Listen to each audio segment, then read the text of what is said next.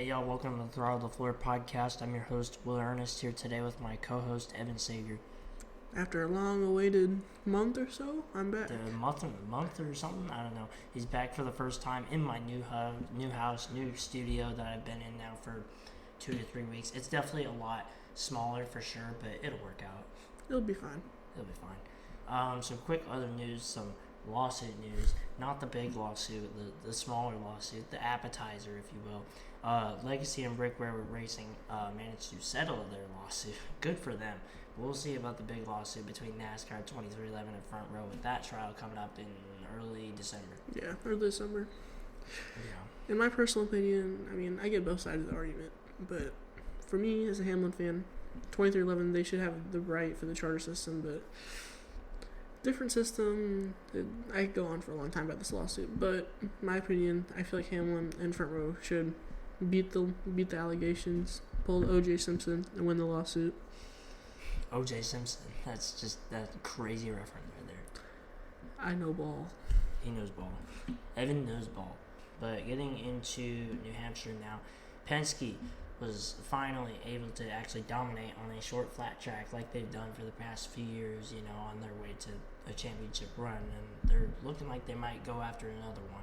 Of course, JGR and Toyota are still going to be probably the best, but I think at least probably one of the technically 3 Penske cars will make it to the championship 4, but do we even think Cinder's going to get past this round? Don't say all of Penske, because a third of that Penske team was garbage all weekend. From Friday afternoon practice to Sunday race. Horrible from Cinder. Not just him, the driver, but the whole team. I mean, Paul Wolf and that whole entire team is just bad. Or Brian Williams. Sorry, wrong crew chief. My bad. Yeah. Between race winner Ryan Blaney, Josh Berry, who came back from that spin to finish in second, and then pole winner Logano, who ended up finishing 4th, they combined to lead 273 of the 301 laps. That's almost 91% of the race. Yeah, I think the other person that led laps was Briscoe and Bell, possibly. I wasn't able to watch the race fully, so. Briscoe led 19 laps, and we'll get to that in picks in a minute. Yeah, Blaney wins his 3rd race of the year, his first career win at New Hampshire. Side note, why did he hold the lobster up like it was something out of Lion King? What? No, you hold it by the claws. Because that looks cool. Or he didn't do that. Or you pull a 2017 Hamlin where he's deathly afraid of it. At least Hamlin held it by the claws. He was just scared of it. He was just held out right in front of him. Yeah. I don't know. Something. The lobster. I had Red Lobster, and I had lobster shrimp linguine. Red Lobster sounds good. I want some cheddar bay biscuits right now. No, that sounds fire. Yes, I had 5 cheddar bay biscuits. That was so good. I might have to go to Red Lobster and get some cheddar bay biscuits after this. Low key. Anywho, back on the NASCAR news. Enough about Red Lobster. Yes. But it's Blaney's 16th career win, and of course it locks him into the round of 8. It's also Colin's 3rd win of the season in just his 13th start. I don't know what it is with him picking. He always seems to either finish 1st or 2nd, or at least in the top 10. He won with Larson at Kansas in the spring in his debut pick, and then he won with Byron at Iowa in August. Although pretty soon I can't call him a coworker at Dairy Queen because he put in his 2 weeks there. He told me about that. I was I guess I'll have to call him something else. I'll just call him a friend. There we go. Colin Acquaintance. Acquaintance. There you go. I don't know. I'll figure something out. The other big story from New Hampshire, Hamlin and Ty Gibbs got together, which sent Gibbs around into the wall. I'm sure those competition meetings are pretty tense at JGR right now. Yeah, I can only imagine. Nepo baby versus zero champion. Never be champion. Hey, you never know. Could be his year. He this contract's going to be his last contract. So I know. 2 or 3 years. He has 2 years to win this. 2 years. I mean, I'm not saying he's not good.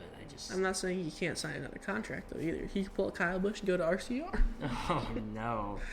End his career with the Chevy and die. Oh, no. Or imagine if, 2311 decides to go to Dodge, and he runs a 2311 car. Speaking of Kyle Busch and the RCR, Dylan, he did pretty good. Busch, on the other hand, terrible. Yeah. Absolute garbage. He's not been great since, the 8th place finish at, Daytona? I think his last 4 races have been in 30s or below. Yep. Kyle Busch has lost his magic. I think it's time. Thinking about Kansas last year in the fall race, he was up there. Until he wrecked himself. I think next few years he's gonna hang it up, especially with how RCR's been treating him with cups or rides, I should say. I mean, he hasn't won a race since what, 2023? Yep, 2023 Gateway. So. I don't know. I feel like Kyle Busch will probably stick around to at least see like Brexton get a little bit older. Like, I don't know. Close enough to where like he can run like a truck or something. I mean, yeah, but like I don't know. I think he's definitely probably thinking about it, especially lately after these struggles that RCR's had. I mean, he looked great in Daytona, but other than that, he's been kind of sucky this year. I don't know. It's kind of been like that, the last 2 seasons. Yeah, so. Ever since he left that last win at Gateway, he's just kind of fallen off the rails. Yeah.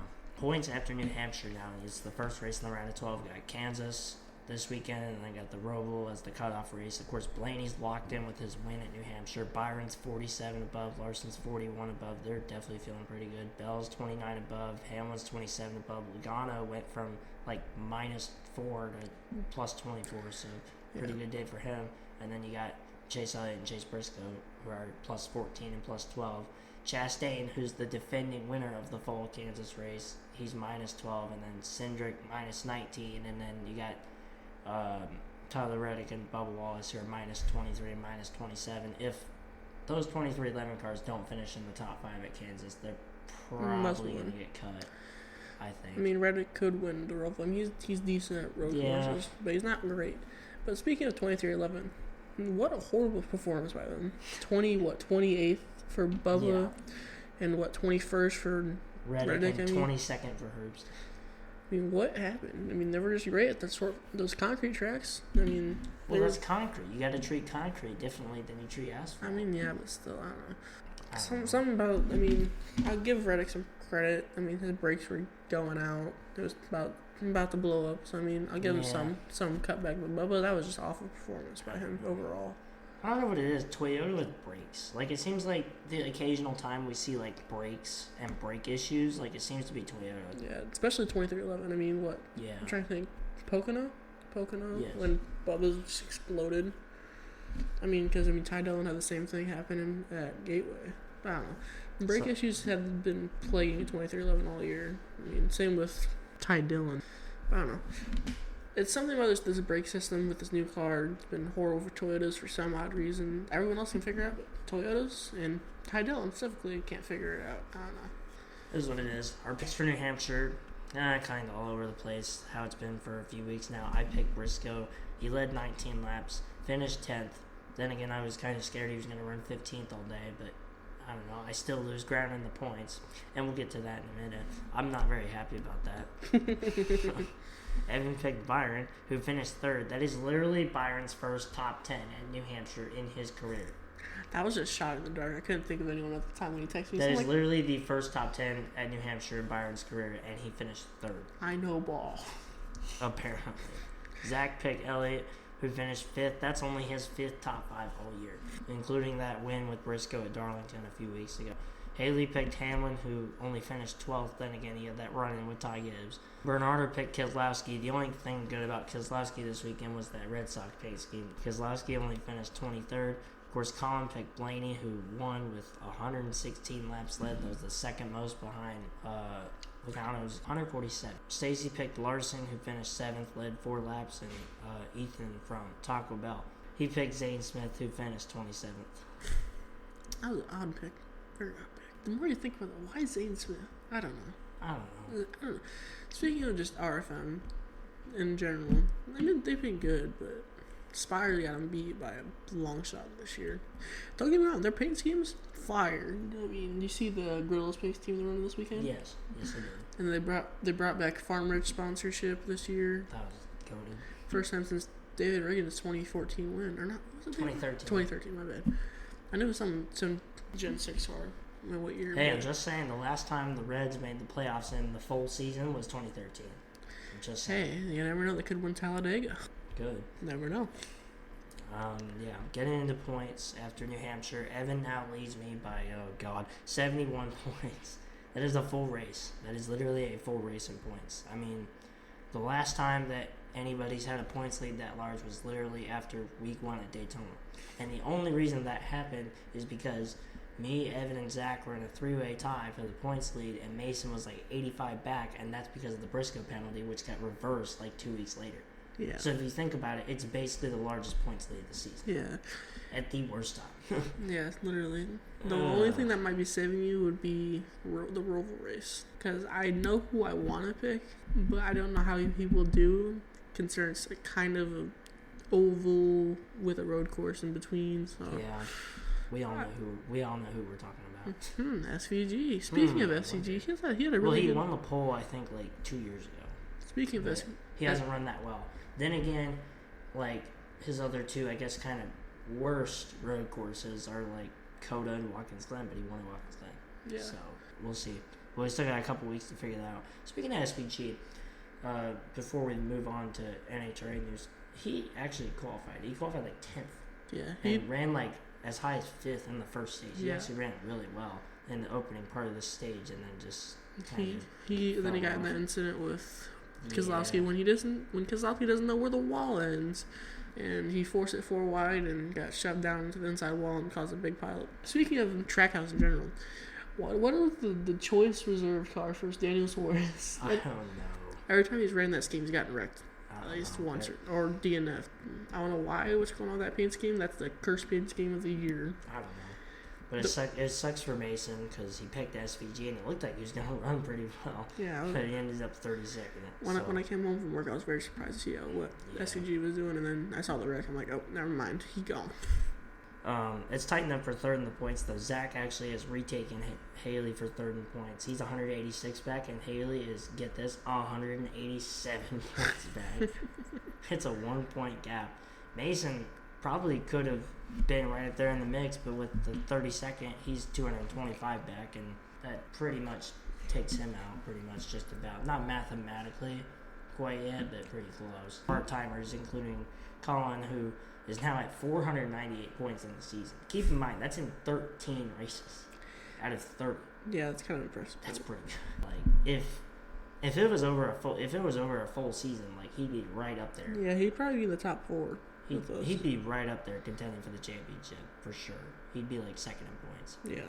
Getting into NHRA news, they were at Falls Charlotte. Normally it's just 2 wide, but for this year and this year only, because next year's schedule they won't have it.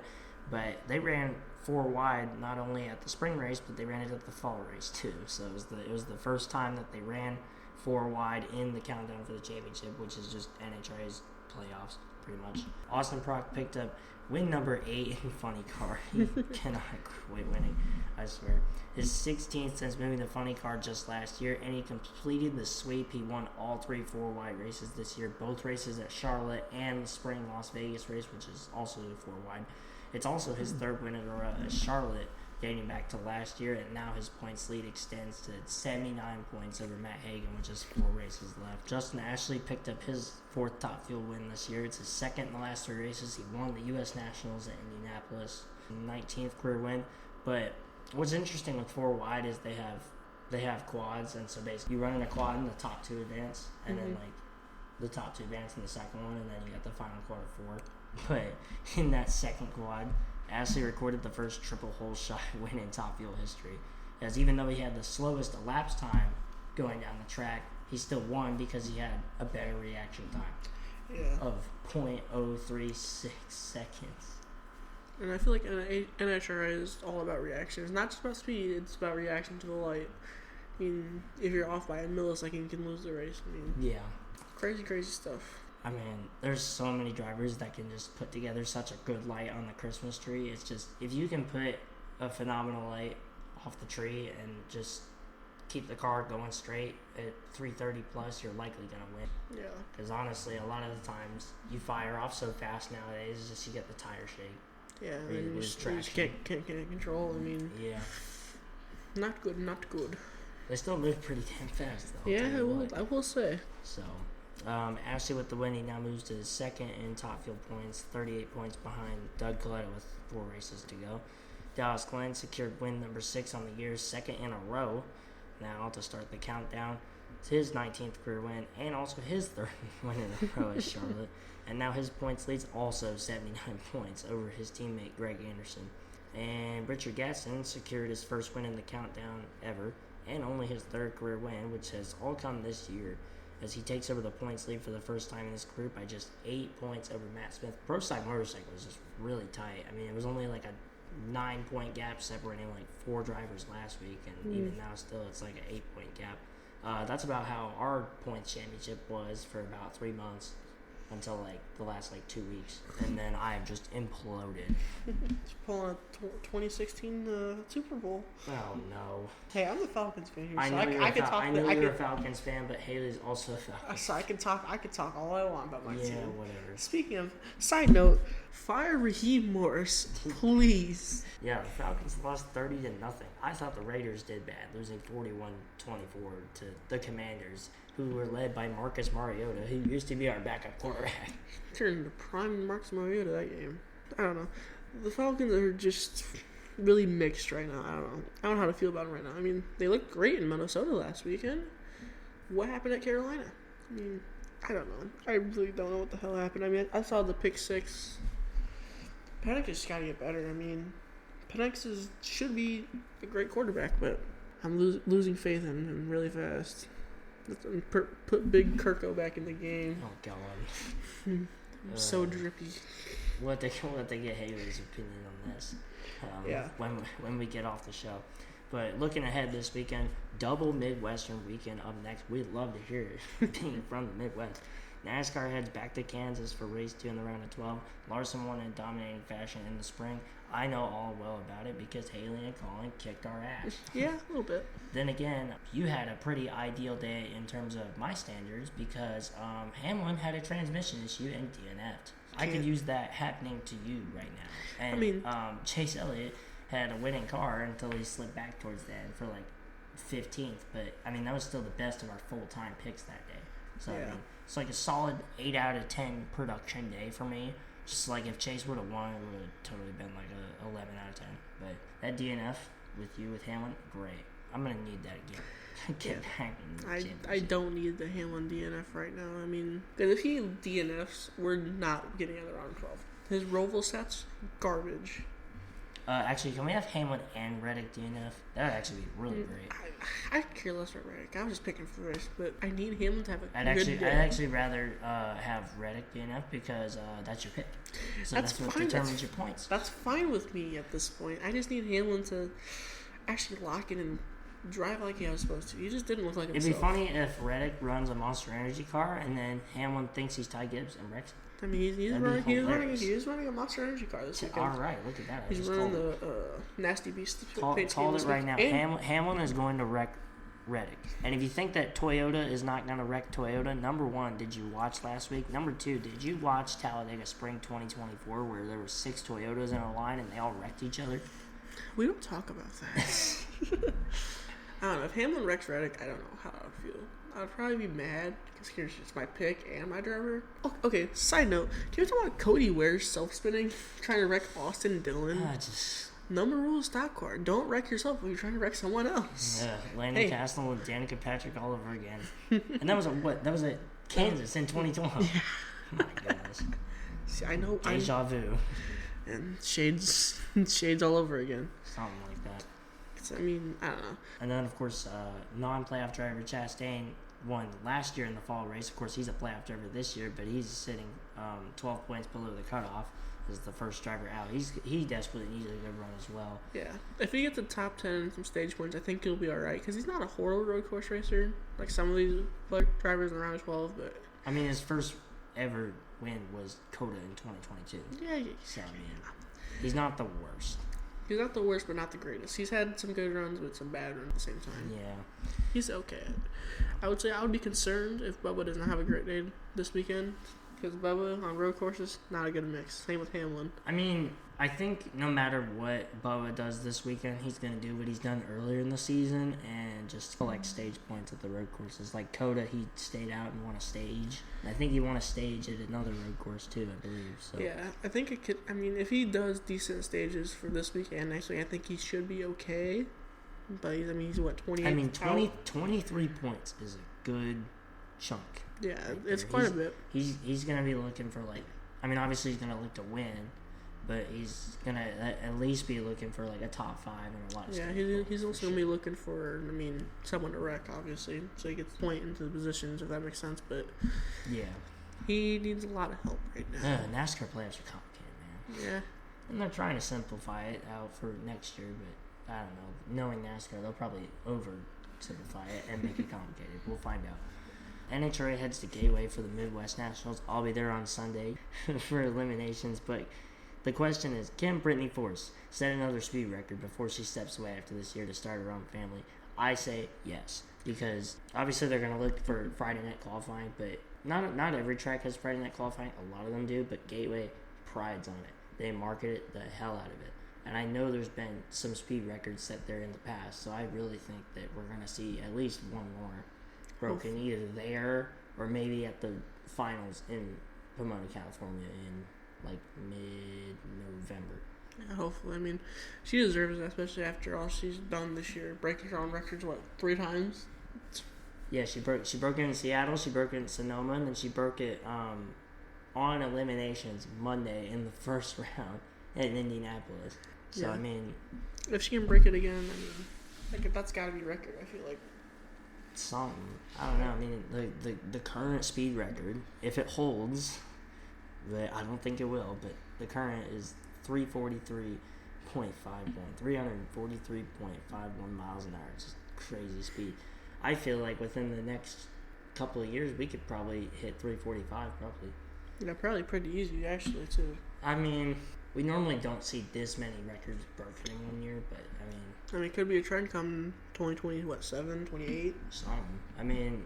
Austin Prock last year at the NHRA finals set what was the national speed record, and that was 341.68. So we've basically added 2 miles an hour to that record in like a year. Right. So we'll see. Our picks for Kansas specifically, I'm picking Chase Elliott.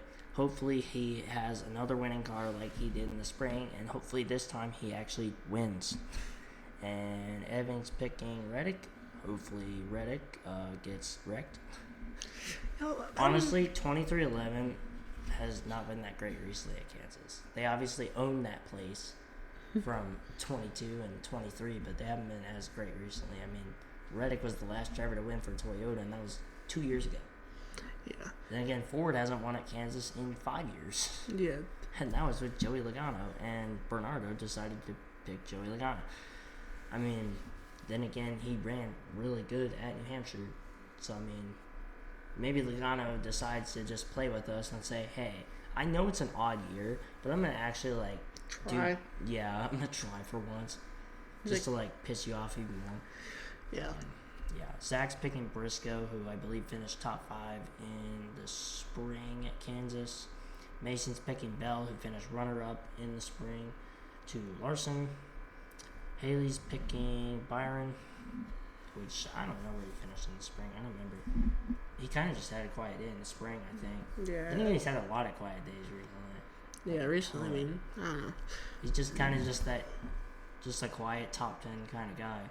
Yeah, he's in been the playoffs. He's been kind of quiet since he won the regular season championship. It's I wouldn't consider him that he's bad. I just wouldn't consider that he's good. Yeah, I don't know. It's hard to gauge of how he really is at this point.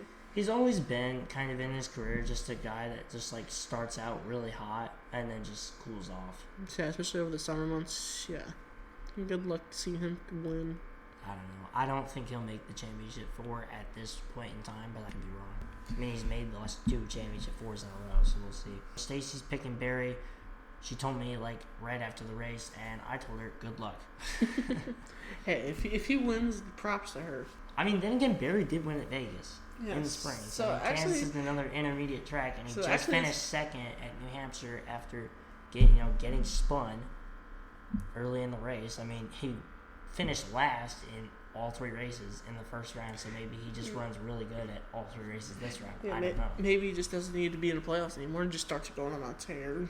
So we'll see how Barry does this weekend, and then Coun, who still currently works at Dairy Queen, at least for now, he hasn't given me a pick, and Ethan hasn't given me a pick either. But I'm sure they will within the next couple of days. They're pretty typical like that. They won't answer their phone. But yeah, NHRA Midwest Nationals for me this weekend. Obviously, I have my camera and stuff, and Evan wishes he could go, but he's got to deal with McDonald's corporate at work, so. Yeah, that'll be fun. Can't wait to get yelled at for, oh, you did this wrong. You gotta make sure you gotta use the little thingy thing to make it go, wow. Yeah, so that's all we got for this week's episode of the Throttle Fort podcast. Make sure you tune in on Spotify, Apple Podcasts, YouTube, Chilla Media, the Chilla Media Instagram, wherever the hell you listen to this podcast. However. Amazon, I don't know. Alright. Peace out, y'all. Have a blessed day. Catch y'all next Tuesday.